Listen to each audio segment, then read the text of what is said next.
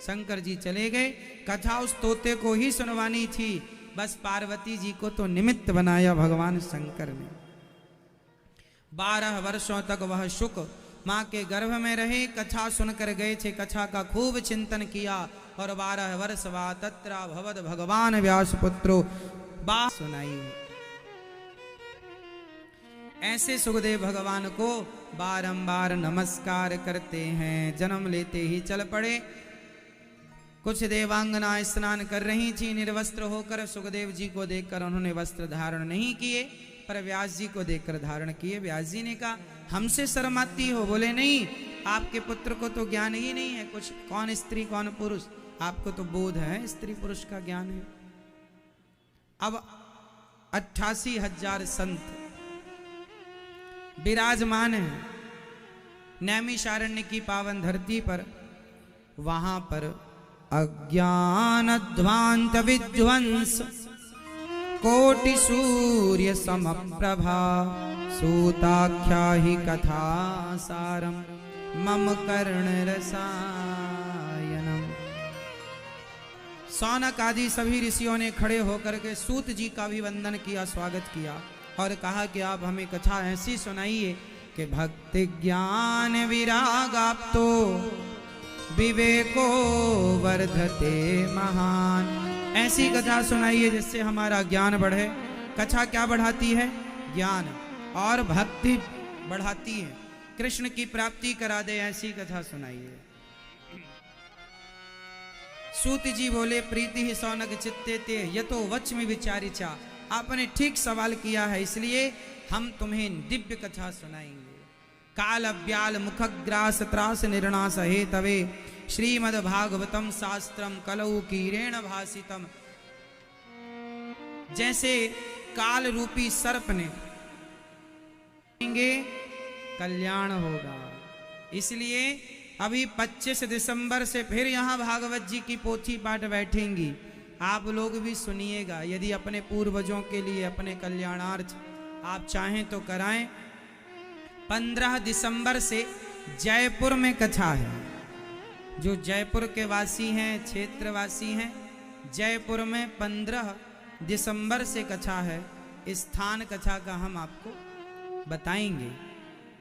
जयपुर में कथा है 15 दिसंबर से। फिर उसके बाद यहाँ भागवत जी की पोथी पाठ वृंदावन में 25 दिसंबर से। आप लोग भी कथाएं तो टीवी पे सुनते ही रहते हैं, चाहें तो आप भी पोथी पाठ से जुड़ सकते हैं, क्योंकि भागवत ही एक ऐसी है जो हम जीव मात्र के कल्याण के लिए निश्चित की गई हैं। 7 दिन में भागवत जी परीक्षित ने सुनी, सदगति हुई कि नहीं? अब सूत जी कहते हैं सुनो। एक बार राजा परीक्षित भागवत सुन रहे थे, तब देवता आए और देवताओं ने कहा भागवत हमें सुनाइए। सुखदेव भगवान ने कहा ये भागवत सुनने के अधिकारी आप नहीं हैं, स्वर्ग के देवता भी भागवत जी सुनने के अधिकारी नहीं हैं। आप लोग परम भाग्यशाली हैं कि आप भागवत श्रवण कर रहे हैं, क्योंकि ये बिना भाग्योदेन बहु जन्म समर्जितेन सत्संगमम चलवते पुरुषो यदा वै।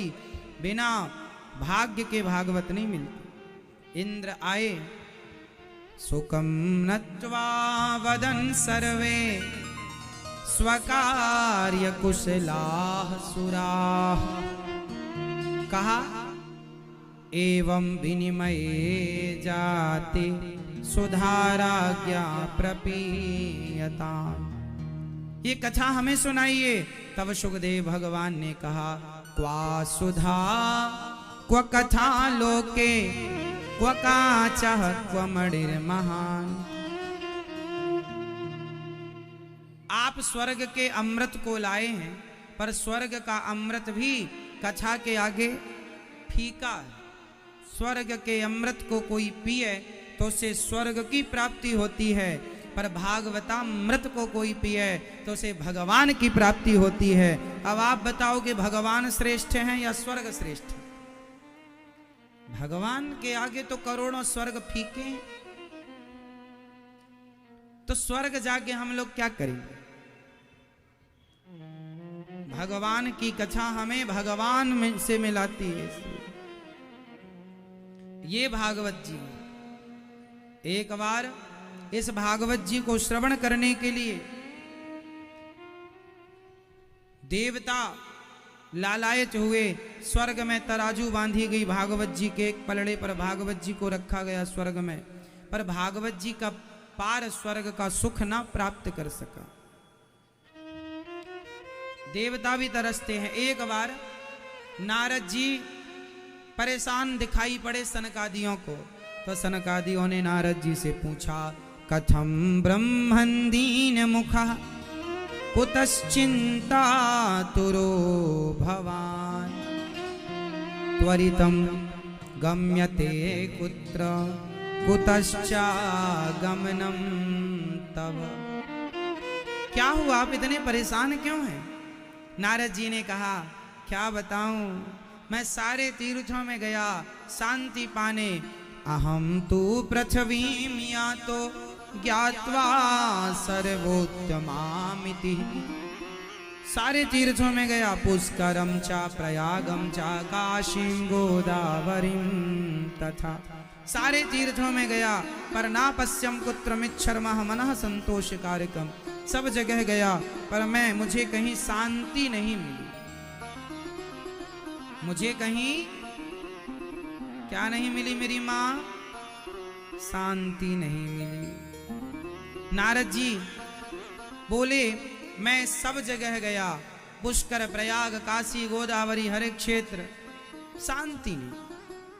गृहस्थों के घर गया तो यहाँ शांति नहीं।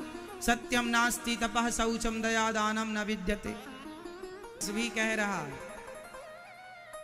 आप कितने लोग पवित्रता का ख्याल रखते हैं?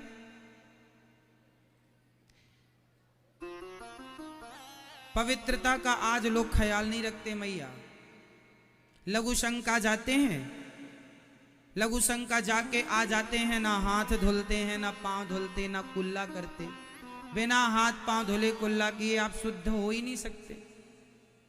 भाई लघु शंका गए हो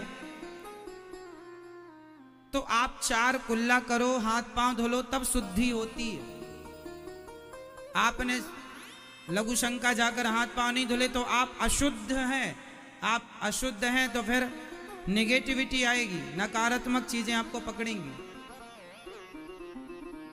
शौच करने जाओ तो नहाना चाहिए। आप में से ऐसे कितने लोग हैं, चाहे आप दिन में 2 बार शौच करने जाएं या 3 बार जाएं, जितने भी बार जाएं आपको नहाना चाहिए। यही है पवित्रता। अभी और बताऊंगा, पर अभी आप में से कितने लोग हैं जो शौच के बाद स्नान करते हैं? बस इतने लोग, बाकी लोग नहीं। बाकी लोग नहीं, क्यों नहीं? अब याद रखना, आप कहेंगे इससे क्या फर्क पड़ता है? साहब फर्क पड़ जाएगा, तब तुम्हारे को अक्ल आएगी। जैसी राखो शुद्धि वैसी बने, जैसी शुद्धि वैसी। बुद्धि का निर्माण कहां से होता है? बुद्धि का, लोग कहते हैं इसकी बुद्धि भ्रष्ट हो गई। जो अशुद्धि में जिएगा, शौच के बाद नहाना नहीं, लघु शंका के बाद कुल्ला नहीं करना, झूठे मुंह घूमते रहना। कई लोग खा लेते हैं, पानी नहीं पीते। खाने एक चम्मच से आप खाते हैं तो खाने के बाद आप हाथ भी नहीं धुलते। कई लोग पानी भी नहीं पीते। लिक्विड फॉर्म में आप टमाटो सूप इत्यादि ले लेते हैं, सूप इत्यादि। अरे बोले पानी की क्या? पानी पेट भर के नहीं पीना, एक घूंट पानी पीना चाहिए, ताकि आप जो खाए हैं उससे आपको शुद्धि हो जाए। आचमन करना चाहिए। घूंट भर पानी, भोजन के बाद पेट भर पानी नहीं पीना चाहिए। भोजनांते विषमवारी, भोजन करने के 1 घंटे बाद पानी पीना चाहिए, पर भोजन के बाद थोड़ा सा पानी पीना चाहिए, जिससे आपकी शुद्धि हो जाए मुख की। तो लघु शंका के बाद कुल्ला, शौच के बाद स्नान, और भोजन के बाद हाथ मुंह धुलना। इसके बिना शुद्ध, अब जैसी आपकी शुद्धि बिगड़ गई, बुद्धि बिगड़ गई। आज बच्चों की बुद्धि क्यों बिगड़ी है? नहाते ही नहीं, शौच के बाद नहाते ही नहीं। कितनी अच्छी बुद्धि होगी इनकी, कितनी अच्छी सोच होगी। अरे शुद्धि अच्छी है ना, तो बुद्धि बिगड़ नहीं सकती साहब, शुद्धि से निर्माण होता है। बड़े बुजुर्गों को करेंगे स्नान करेंगे, पूरा ना नहाओ, सर्दी है, एक बार नहा चुके हो और नेक्स्ट दोबारा गए हो तो आप कमर से नाभि को गीला करते हुए जो कपड़े पहनकर शौच करने जाओ वो सारे कपड़े गीले करना चाहिए। वही कपड़े पहनकर शौच कर लिया, वही कपड़े पहनकर पूजा में बैठ गए। अब देखो यही तो आसुरी स्वभाव है, इसी से तो असुरता का जन्म होता है। शौच करने जाओ तो जितने कपड़े, एक तो कम कपड़े पहन के जाओ, टॉवेल लपेट के जाओ आप, ताकि वो टॉवेल आप गीली कर लें। कम कपड़े पहन के जाओ, सारे कपड़े पहन के जाएंगे वही कपड़े। आपने कहा नहीं महाराज जी कपड़े तो हमने शौच करने के बाद हमने कपड़े उतारे, कमर तक स्नान किया, फिर वही कपड़े पहन लिए, तो अशुद्ध कपड़े भी तो होते हैं, है? इसलिए शुद्धि पूर्ण रूप से हो। जब घर में सूतक होता है ना तो हम सब लोग अपने अपने कपड़े भी धुलते हैं कि नहीं? गद्दा रजाई नहीं धुली जाती, क्योंकि गद्दा रजाई कंबल में हवा का स्पर्श होते ही वो शुद्ध हो जाते हैं, पर जो रोजमर्रा के पहनने के कपड़े हैं वो धुलने से ही शुद्ध होते हैं, हाँ या ना? सूतक जब साफ होता है ना तो गद्दा रजाई नहीं धुला जाता, उसमें पानी का हल्का सा गंगा जल का छिड़काव कर देने से वो शुद्ध हो जाते हैं। पर जो डेली यूज के पहनने के कपड़े हैं वो धुलने से शुद्ध होते हैं। आप सोचें कि इनमें गंगा जल छिड़क दें तो अच्छी बात है, पर लघु शंका गए हो ना, शौच के लिए गए हो, धुलना चाहिए। समझ रहे हैं? हाँ मैया। अब आगे बढ़ते हैं। सत्यम नास्ति तपः शौचम, तो शुद्धि रखो, पवित्रता का ख्याल रखो। पानी जैसा पिए पानी वैसी बोले, अच्छा पानी पियो। पानी अच्छा कैसा होता है? पानी पियो छान के, शुद्ध पानी पियो। पानी पीने के पहले, भोजन करने के पहले ठाकुर जी को भोग लगाओ। जल का भी भोग लगाना चाहिए, अन्न का भी भोग लगाना चाहिए। प्रसादी पानी ग्रहण करो, शुद्ध जल। पानी है तो अच्छी वाणी है, जल बिगड़ा तो कल बिगड़ा, जल है तो कल है, जल बिगड़ा तो हाँ, इसलिए अच्छे से। उदरम भरिणो जीवा वराका कूट भाषिणा। नारद जी कह रहे हैं आजकल लोगों में लोग केवल पेट भरने में लगे हैं, जैसे मिल जाए वैसा पेट भर लेते हैं, चाहे ईमानदारी हो या बेईमानी हो। और घरों में क्या चल रहा है? तरुणी प्रभुता गे है, शाल को बुद्धिदायक, कन्या विक्रियणे लोभात, दंपत्ति नाम चकल कनम। आजकल घर में किस किस की चल रही है? नई नई बहुओं की, सासू मां की कोई पूछ नहीं है। आप में से कितने लोगों की पूछ है? हनुमान जी की तो थी, आप लोगों की पूछ है कि नहीं? नहीं। मैया आपकी पूछ है? बोलो हाँ या ना, बोलो। मेरी माँ नहीं, हनुमान जी की थी। आपकी है? नहीं, हमारी नहीं है। आप लोग कह रहे हैं हमारी पूछ नहीं है, और घर में सबसे ज्यादा झगड़ा इसी बात का होता है, हमें पूछा नहीं, हमें किसी ने नहीं पूछा, हमें बैठने को भी नहीं पूछा। झगड़ा किस बात का है? पूछ का। और आप कह रहे हैं हमारी पूछ नहीं है। आप लोगों की सबसे बड़ी पूछ है, हनुमान जी से बड़ी पूछ आपकी है, और आपका तो झगड़ा ही पूछ का। एक सज्जन बोले हमारी तो दिल्ली तक पूछ है, कहीं भी पूछ लो। लो, इतनी बड़ी पूछ। इसलिए हनुमान जी ने अपनी पूछ में आग लगवा दी, ना रहेगा बांस, ना रहेगा बांस। हनुमान जी ने अपने क्या लगा दी? नो रूट नो फ्रूट, आग लगा दी। बांस मीन्स पूंछ में आग लगा दी कि ना पूंछ रहेगी ना। इसलिए आप लोग भी जितने जल्दी होए, आप लोग भी अपनी अपनी पूंछ में आग लगाओ। पूंछ मीन्स एटीट्यूड, पूंछ मीन्स पूंछ मीन्स अभिमान, पूंछ मीन्स क्या? अहंकार, पूंछ मीन्स घमंड, मीन्स दर्प। अपने अभिमान की पूंछ में जितने जल्दी होए आग लगा दो मेरी माँ। यदि पूंछ में आग नहीं लगेगी तो आपकी लंका में आग लग जाएगी। इसलिए अपने घमंड की पूंछ में आग लगा दो। और पूंछ हमारी नहीं, हम तो भगवान की पूंछ से जाने जाते हैं, हमारी कोई पूंछ नहीं। हनुमान जी ने आग लगा दी। अभिमान मिटाओ। तो आप लोगों का झगड़ा किस बात का होता? सास क्या कहती रहती है? हमारी बहू ने तो हमें पूछा ही नहीं। अब बताओ सास की पूंछ है कि नहीं है? झगड़ा किस बात का है? पूंछ का। और आप कहते हैं हम महाराज जी कोई पूंछ नहीं है हमारी। आप लोगों की हनुमान जी की पूंछ ओपन थी, दिखती थी, आपकी है पर दिखती नहीं है। और याद रखना, सिर में चोट लग जाए और खून आ जाए तो समझ लेना ठीक है, और सिर में चोट लग जाए और खून ना आए समझ लेना ये अंदर की चोट बड़ी खतरनाक। तो हनुमान जी की पूंछ तो दिख रही थी, बाहर थी, वो ज्यादा खतरनाक नहीं। आप लोगों की तो अंदर घुसी पड़ी है पूंछ सबकी, ज्यादा खतरनाक आप लोगों की पूंछ। झगड़ा आप लोगों का इसी बात का होता है। इसलिए अपने अभिमान की पूंछ में आग लगा करके और निष्कपट होकर भगवान के हो जाओ। इसलिए हनुमान जी ने पूंछ में आग लगा दी। नारद जी वृंदावन आए, यहाँ एक कन्या उदास बैठी थी। नारद जी ने कहा, को भगवान आप कौन हैं? महाराज हमारा नाम भक्ति है। इमऊ में तनयऊ मतऊ, ये हमारे पुत्र, ज्ञान वैराग्य नाम मानव, ये हमारे ज्ञान वैराग्य पुत्र हैं। सारे तीर्थों में गई,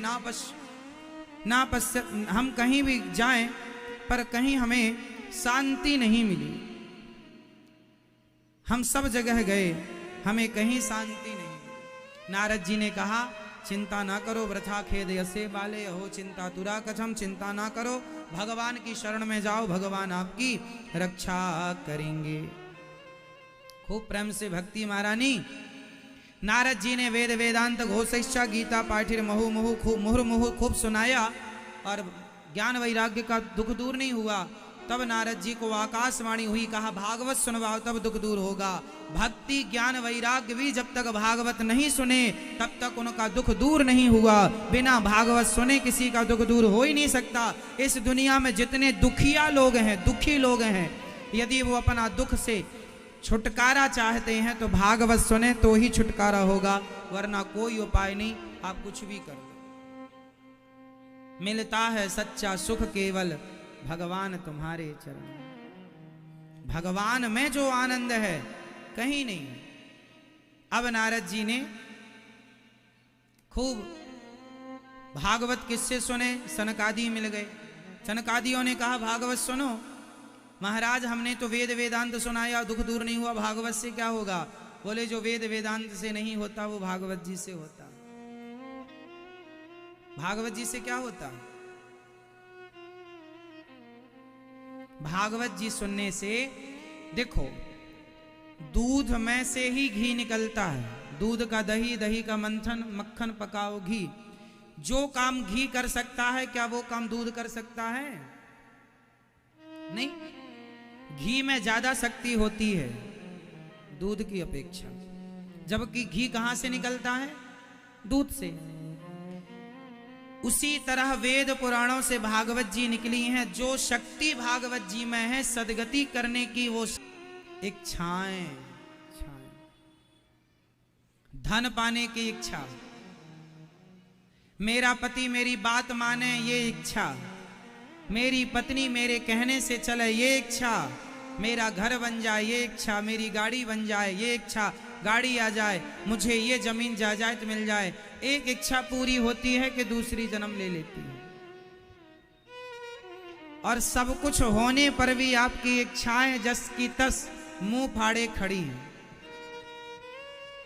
बताइए, आज तक किसी की इच्छा पूरी हुई? मैया हुई? किसी की हुई? तो आप लोगों की हो जाएगी। लड़कपन बीत गया, जवानी बीत गई, आधा बुढ़ापा बीत गया, इच्छाएं पूरी करते करते, लेकिन आपके पूरे होने का समय आ गया। इच्छाएं जस की तस है, ज्यों की त्यों। सही है ना मेरी माँ? मैया सही है? बोलो हाँ या ना।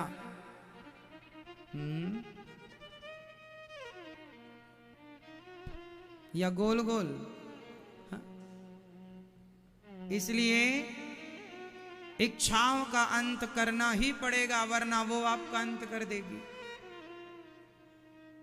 अब ऐसी जंग में हम लोग खड़े हैं, या मरो या मारो, या मरो या इच्छाएं हमें मार डालेंगी, या आप उन्हें मार दो। जिन्होंने अपनी इच्छाएं मार दी वो विवेकानंद हो गए। जिन्होंने इच्छाएं मार दी वो ध्रुव और प्रहलाद मीरा रस। बेटा मिल जाए तो खुश, और ना मिले तो खुश। आप इच्छा कर रहे हैं तो वह इच्छाएं आपको सिवाय दुख देने के और क्या कर रही हैं? तो आपके दुख का कारण क्या है? आपकी जोर से इच्छाएं। इच्छाओं को भगवान के चरणों में समर्पित कर दो। कोई इच्छा नहीं, जिसे कहते हैं निष्काम। भगवान की भक्ति कैसी हो? निष्काम। निष्काम जो हो गया उससे सुखी धरती में कोई, जिसकी जितनी इच्छाएं हैं वह उतना परेशान है।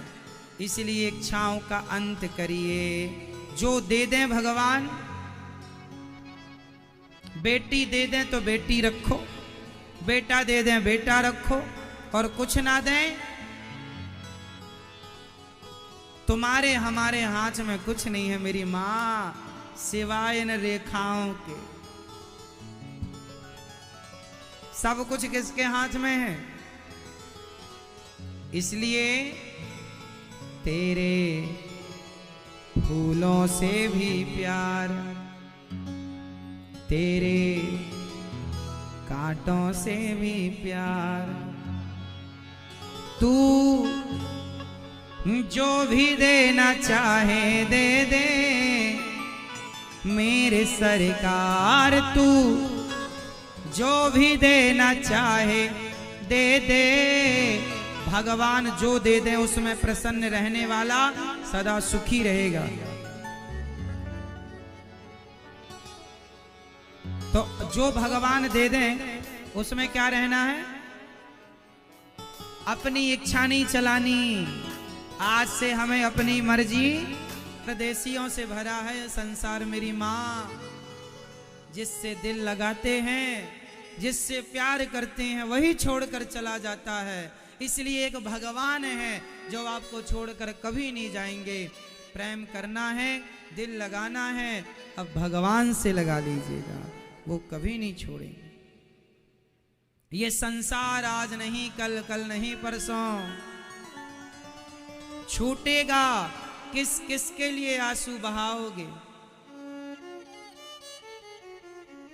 तुम्हारे देखते देखते ही सब जाएंगे। किस किस के लिए रोगे? इसलिए रोने से अच्छा है ये सच्चाई एक्सेप्ट कर लो, स्वीकार कर लो कि ये लोग सब यात्री गण हैं। जैसे ट्रेन में बैठा हर व्यक्ति स्टेशन आने पर उतर जाएगा। ये जिंदगी की यात्रा है साहब। आपका स्टेशन आते आप उतर जाएंगे, मेरा स्टेशन आते मैं उतर जाऊंगा। और मौत आएगी तो किसी न किसी बहाने से आएगी। मत कहना कि चले गए। इस संसार में आप आए हो तो जाने के लिए ही आए हो। हाँ या ना? आप जितने लोग बैठे हैं बताओ, आप आए हैं, आप वृंदावन आए हैं, किस लिए आए हैं? जाने के लिए। एक दिन आए हैं, 7 दिन बाद 10 दिन बाद वापसी रिजर्वेशन है कि नहीं? आप मेहमानों के घर जाते हैं, वापस जाना। इस धरती पर एक कोई ऐसी जगह बताओ जहां जाकर आना ना पड़े। एक मोक्ष ही है, जहां जाने के बाद फिर आना, वरना सब जगह जाकर आना पड़ता है। इसलिए कहता हूं, ये जाना आना जन्म मृत्यु तब तक चलेगी जब तक आप मोक्ष ना पाएंगे। ये मानव तन मेरी माँ, बेटा बेटी परिवार पाने नहीं मिला। ये मानव का शरीर भगवान को प्राप्त करने के लिए पालो शरीर से शिथिल हो जाएगा। उसे पाओगे तो फिर कुछ पाना शेष ना बचेगा, सब पा लिया। ये दुनिया छोड़ने वाली है। मेला, ये मेला है, मेला दिलों का आता है, एक बार आके चला जाता है। मेला है। एक दिन जब आपकी शादी हुई थी ना, तो आपके घर में मेला लगा था। जब आपकी शादी हुई थी तब आपके घर में क्या लगा था? रिश्तेदारों का, गांव वालों का क्या लगा था? जोर से, मेला मेला मेला। लेकिन ये जो मेला लगा है ना, अब ये मेला नहीं लगेगा। अब ये मेला कब लगेगा? जब आप जाओगे। जब आप जाओगे तब आपके यहां फिर क्या लगेगा? साथ जन्म लिया था आपने तो भी मेला लगा था आपके यहां, शादी हुई थी तो भी मेला लगा था आपके यहां, और मरोगे तो भी आपके घर में क्या लगेगा? मेला दिलों का आता है और आके, ये सच्चाई। इसलिए संसार अपना कभी था ही नहीं, गलती मेरी है, गलती आपकी है जो आपने से अपना मान लिया था। बेटा आपका था ही नहीं, गलती आपकी थी जो आपने मान लिया। परिवार आपका था ही नहीं, गलती आपने की जो मान लिया। क्यों मान लिया? यदि बेटे को अपना मान लिया, परिवार को अपना मान लिया, तो भगवान को अपना क्यों नहीं मानते? मेरे तो गिरधर गोपाल, दूसरों ना कोई। इसलिए मेरी मां, रोया ना करो। संसार के लोगों में ज्यादा मोह ममता ना रखा करो। ये दुनिया जितनी खूबसूरत दिखती है साहब, इतनी खूबसूरत है नहीं। सारी जिंदगी आदमी भ्रम में जीता है। नदी के किनारे पड़ी हुई सीपी, उस पर जब सूर्य का प्रकाश पड़ता है तो दूर से ऐसी चमकती है जैसे कोई चांदी पड़ी हो। बोलो हाँ। पर जब पास में जाते हैं आप, देखते हैं अरे ये तो सीपी है। भ्रम था कि नहीं? लग रहा था चांदी है, चमकदार है, आया तो कोई मूल्य ही नहीं है उसका। ये संसार भी बहुत चमकीला दिखता है, इतना सुंदर भी नहीं है जितना तुमने समझ लिया। आप जब सड़क में चलते हैं गर्मियों के समय पर, गर्मियों के दिनों में, तो आपने कभी गौर से देखा होगा, जो डामल वाली काली सड़क होती है या सीमेंटेड जो बन रही, उसमें भी आपने देखा होगा एक भ्रांति होती है गर्मियों में।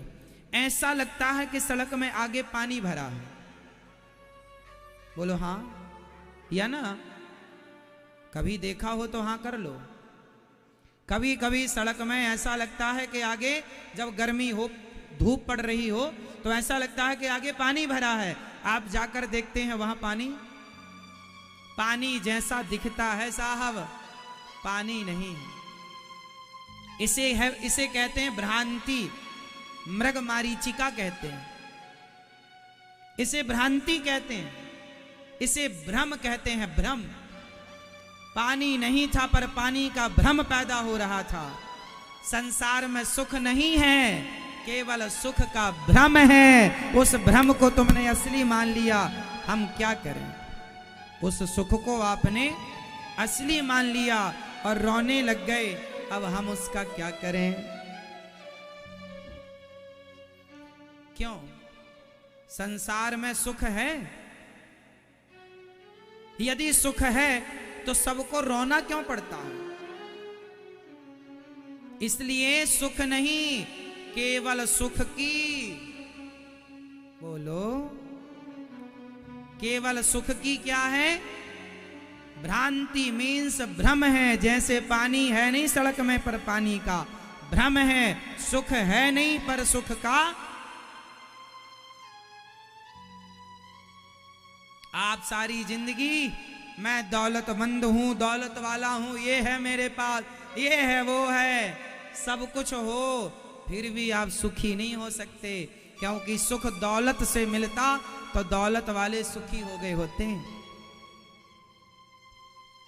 धन यदि स्त्री से मिलता, सुख यदि स्त्री से मिलता तो स्त्री पाने वाले सुखी हो गए होते हैं, 2-2, 4-4, 10-10 विवाह करने वाले सुखी हो गए होते। इसलिए सुख नहीं, सुख की भ्रांति में आप जी रहे हैं। सुख कहाँ है? मिलता है सच्चा सुख केवल भगवान तुम्हारे चरणों में, केवल भगवान की शरण में सुख है। सुख का मूल मंत्र यही है। अब ठोकर खाओ, भटको, परेशान हो तो इसमें भगवान का कोई दोष नहीं है। ये दास अनिरुद्ध आपको समझा रहा है, समझ लो, ना समझो या समझो, मर्जी आपकी। मीराबाई समझ गई, आनंद से रहती हैं। लगन तुमसे लगा बैठे, जो होगा देखा जाएगा, तुम्हें अपना बना बैठे जो होगा। जगत के रंग क्या देखूं, तेरा दीदार काफी है। जमाने को क्या देखना, जमाने में क्या सुख सुख ढूंढना, हमारा सुख तो हमारे गोविंद के चरणों में है, गौरी गोपाल भगवान के चरणों में है। और हमारा सुख कहाँ है? हमारा सुख, ये दास अनिरुद्ध का सुख कहाँ है? मेरा सबसे बड़ा, कुछ संतान नहीं थी, पड़ोसी बड़े ताने मारते थे। एक दिन घर से निकल गए, जंगल में आत्महत्या करने गए। संत जी ने एक फल दिया, पत्नी को खिलाया, पत्नी ने वह फल गाय को खिलाया, गाय को बच्चा हुआ, नाम गौकर्ण रखा। धुंधली के बहन को बेटा हुआ, उसके बेटे को खरीद लिया पैसों से, नाम रखा धुंधकारी। धुंधकारी बड़े होके आत्मदेव जी की खूब, अपने बाप को खूब मारता है। रोने लगे आत्मदेव जी। तब गौकर्ण जी ने ज्ञान दिया, पिताजी क्यों रो रहे हो? माँ को मारा, धुंधकारी के पाप से धुंधकारी प्रेत बना, माँ बाप को मारने से। गौकर्ण जी के दिव्य ज्ञान से आत्मदेव जी ने सदगति की। धुंधकारी की माँ कुएं में कूद कर आत्महत्या करती है। 5 वैश्याओं को घर में ले आया, 5 ने गला दबाकर धुंधकारी को मारा, अंगार डाल दिया मुंह में, मृत्यु हुई। धुंधकारी प्रेत बना। जब भागवत सुनाई गौकर्ण जी ने, तब प्रेत योनि से धुंधकारी की मुक्ति हुई। भागवत सुना तो धुंधकारी प्रेत योनि से मुक्त हो गया। अरे इंसान और जिंदा की क्या कहें, मरने के बाद ये भूत प्रेत भी भागवत सुन लें तो उनकी सदगति हो जाती है। बांस की ग्रंथि में बैठा, 7 दिन की कथा सुन के दिव्य विमान आया। विमान में चढ़कर धुंधकारी परम धाम को चला गया। गौकर्ण जी को भगवान ने हृदय से लगाया। 7 दिन की कथा। अब इसके बाद सारे संत जन वहां प्रकट हो गए, जहां नारद जी सनकादियों को से कथा सुन रहे थे। भगवान प्रकट हुए, सनकादियों के मध्य सिद्ध हो गया कि भागवत सुन के पापी का उद्धार होता है। कीर्तन करने लगे नारद जी, भजन करने लगे, सब भगवत धाम को गए, सबको भगवान का दर्शन हुआ। श्रोता 7 दिन कैसे कथा सुने? केवल मन लगाकर कथा सुने, वक्ता केवल मन लगाकर सुनाए। विरक्तो वैष्णवो विप्रो वेद शास्त्र विशुद्धिकृत दृष्टांत कुशलो धीरो वक्ता कार्योति निष्प्रहा। जन्माद्यस्य यतोऽन्वयादितरतश्चार्थे स्वभिज्ञः स्वराट् तेने ब्रह्म हृदयादि कवये मुह्यन्ति यत्सूरयः। तेजो वारिमृदां यथा विनिमयो यत्र त्रिसर्गो मृषा धाम्ना स्वेन सदा निरस्तकुहकं सत्यं परम धीमहि। जो परमात्मा सृष्टि उत्पन्न पालन संहार करने वाले हैं, ऐसे भगवान को सत्य स्वरूप जानकर हम उन्हें बारंबार नमस्कार करते हैं। बोलिए भागवत भगवान की। आगे की चर्चा आप कल सुनाएंगे। आप अपना मोबाइल पर्स संभाल के रखिएगा, सावधान रहिएगा, चोरों से बहुत एक्टिव हैं चोर। श्रीमन्नारायण चरणौ शरणं प्रपद्ये, श्रीमते नारायणाय नमः। हरि ओम ओम चंद्रमा मनसोर्जात चक्षुः सूर्यो वजायत श्रोत्राद् वायुश्च प्राणश्च मुखा जगनिर्जाय